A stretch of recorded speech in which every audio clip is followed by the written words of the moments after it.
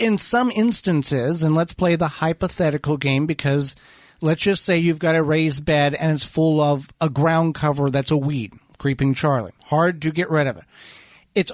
Creeping Charlie's only going to vertically grow so much. So if you leave it alone, yes, it's pulling nutrients from the soil away from your tomatoes that may be in that bed.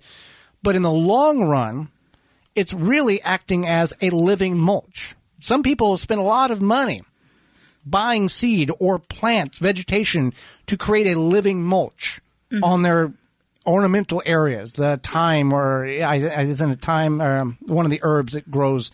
It's lost. I've lost the thought of that. But it's a ground cover. In this instance, it's a weed. However, now, Creeping Charlie is part of the mint family, and there are individuals who actually have Creeping Charlie inside, living as an ornamental plant in their home.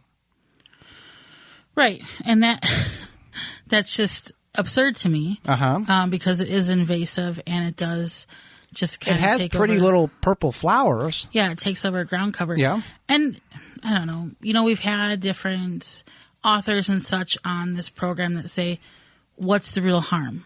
What's the real harm of Creeping Charlie taking over your yard? Two rules of thought there. One, it will choke out what you're trying to grow, or, like we just spoke about, it can actually grow in harmony with what you're trying to grow and creating a living mulch or living ground cover. Right, but I'm saying, aside from in your garden, okay, people have it on their grass and they try to get rid of it and they get frustrated and blah blah blah. What's wrong? I feel like as a society, we romanticize this perfect lawn. Well, we spend millions of dollars and tens of thousands of gallons of chemicals to get our lawn to look green.